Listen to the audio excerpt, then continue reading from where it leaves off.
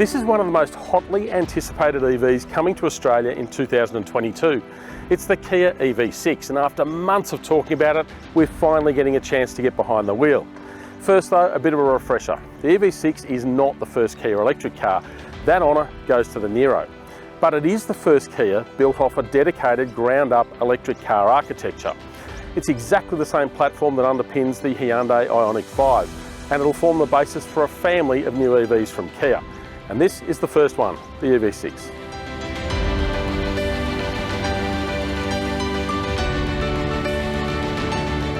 Kia has confirmed 3 trim levels for the EV6 in Australia. There's an entry-level Air model which focuses on sustainable materials and keeping the price down. It's $67,990 plus on-road costs, which makes it about 10% more expensive than the most affordable Tesla Model 3 and 5% more affordable than the cheapest Hyundai Ioniq 5. At the other end of the scale, there will be a high-performance GT model with supercar-like acceleration. But that car won't be here until late 2022, at which time pricing should be finalised. Then there's this one, which is the GT-Line. It slots pretty much in the middle, and it comes packed with equipment. You're looking at everything from ambient lighting, head-up display, ventilated seats, heated steering wheel, and a 14-speaker Meridian sound system. You name it, it's probably in there, which is a good thing because it's not exactly cheap, especially if you go for this dual motor one. You're looking at 83 grand plus on-road costs. Plus there are some cool extras like a vehicle to load function. Plug in a laptop or charge an e-bike or even power a campsite or even charge another EV. The EV6 has you covered. You can even park the car remotely, which is a pretty cool party trick. But the EV6 isn't about party tricks. It's a serious EV here to take on the big boys of the electric car world. And it starts with that Air model, as I said earlier, which gets a single motor driving the rear wheels. Decent performance, absolutely, and you can translate that exact same drivetrain to this GT-Line one that I'm in. But this car I'm driving now, it's the dual motor version, so you get an extra electric motor up the front. Combined 239 kilowatts and 605 newton meters. So it has plenty of grunt. Now Kia says it'll hit 100 kilometres an hour in about 5.2 seconds. So yeah, it's brisk. It's also super fast to charge, so it can charge at the latest 350 kilowatt 800 volt charging stations, and this one will accept up to 230 kilowatts of charge. So Kia says it'll do a 10 to 80% charge over 300 kilometres of range in about 18 minutes, so absolutely among the fastest on the market.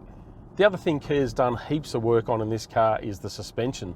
So it's actually got a local suspension tune. They've adjusted the springs and the dampers, for example, for our road conditions and for our driving tastes. And you can feel that. You can feel it coming through in the car, particularly when you're on a country road, when you're sort of hitting some of those little bit gnarly roads that aren't necessarily the best the councils have to offer. It settles really nicely. It just does a nice, confident job. You feel like it's been set up for some of those less than ideal conditions. There's still no hiding the weight. I mean, this car is just over 2 tonnes, so it's a seriously weighty vehicle, but it's on some pretty good tyres. This one's riding on 20-inch Continental rubber, so it grips pretty well. It certainly scurries around a corner really nicely. But lower speeds, for example, the ride that actually works really nicely, really comfortably at higher speeds. You do get a tiny bit of fidgeting at lower speeds, but overall, it's an incredibly good job.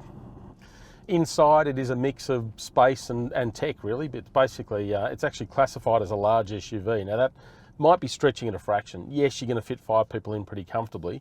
The floor, like a lot of EVs, is sort of high-ish. You've sort of got the battery pack obviously in the floor, so in the back seats in particular, your knees are a little bit high, but overall, plenty of space. It's certainly a fairly sizable vehicle.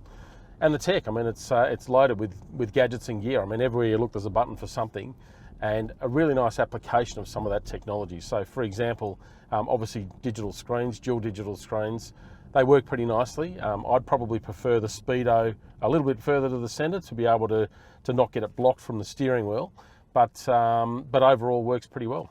There's only one piece of the puzzle missing, and that's connectivity.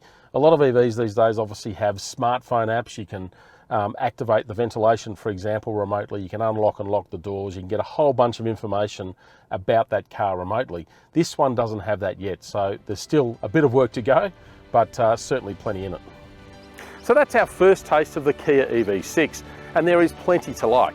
The way it drives, the super fast charging, and a very long list of equipment. But by the time you get into this GT line with the dual motors, it's not exactly cheap, but there is plenty of substance there. The biggest challenge is going to be getting hold of one. Kia says they can only get about 500 into Australia for the whole of 2022, and there's already people queuing to own them. So there is plenty of interest in this car, and it's for that reason we'll be doing heaps more with this in future with EV Central. So stay tuned for more about the Kia EV6.